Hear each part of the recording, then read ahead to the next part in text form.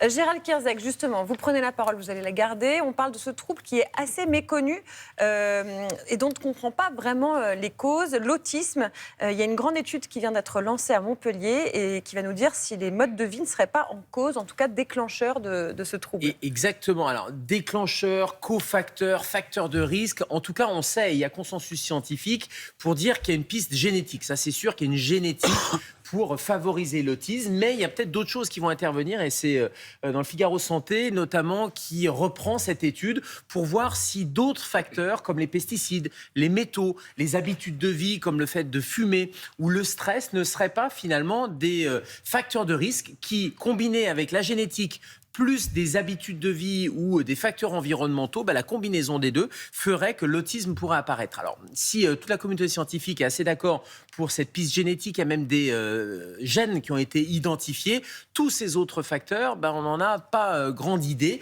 Et donc, c'est l'équipe de Montpellier qui lance la cohorte Marianne, qui va suivre 1700 enfants et qui va regarder justement si les troubles du neurodéveloppement sont associés, et on parle bien d'association et pas forcément de causalité, mais s'il y a une association avec des modes de vie particuliers, une exposition à des produits chimiques par exemple, ou sur les modes de vie, les ressources financières de la famille également, bref, autant de facteurs environnementaux qui pourraient avoir un impact sur ce trouble du neurodéveloppement.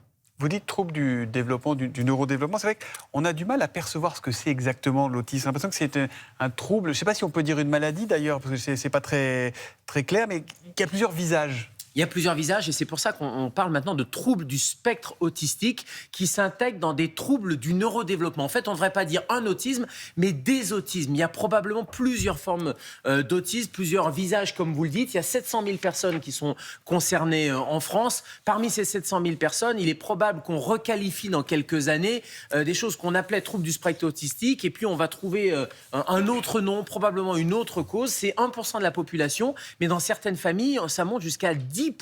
Et voilà pourquoi l'origine génétique, ou en tout cas le facteur génétique, il est très clair. Sauf qu'il y a la génétique et puis il y a des familles pour lesquelles il y a cette prédisposition génétique, mais la maladie ne va pas s'exprimer et c'est là où on recherche justement d'autres facteurs. En tout cas, parmi tous ces visages de la maladie autistique ou des formes d'autisme, il y a 3 caractéristiques essentielles. Un, c'est un trouble des relations sociales. Il y a dans ces patients, et souvent ces jeunes patients, des difficultés à comprendre les émotions, des difficultés à établir le contact avec les autres. Et c'est souvent ce qui va faire tilt chez des enfants qui ont une socialisation qui est parfois difficile. Ils n'ont pas un comportement normal, notamment en crèche ou à l'école. Deuxième caractéristique, des troubles de la communication.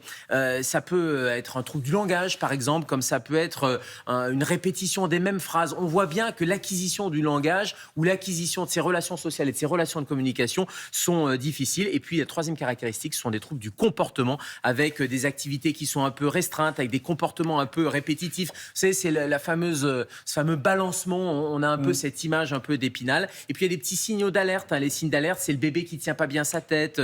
Il a du mal avec les objets à les passer d'une main à une autre. Il ne va pas babiller de la même manière. Et tout ça, ça doit faire tilt et dire, est-ce qu'il n'y a pas un trouble du neurodéveloppement ? Et si on se pose des questions chez soi, là, par exemple, qu'est-ce qu'on peut faire ? Alors, on consulte son médecin, son pharmacien, un professionnel de santé. L'enjeu, c'est vraiment d'aller faire le diagnostic le plus tôt possible. Il y a 10 ans, ça se faisait à 6-7 ans, le diagnostic. Là, on a gagné quelques années et un site internet et un numéro qui peut grandement vous aider, autismeinfoservice.fr ou le 0800 71 40 40. Et là, vous aurez toutes les infos et notamment les centres experts. Et on met ça sur les réseaux sociaux de Télématin pour le retrouver. Merci, docteur.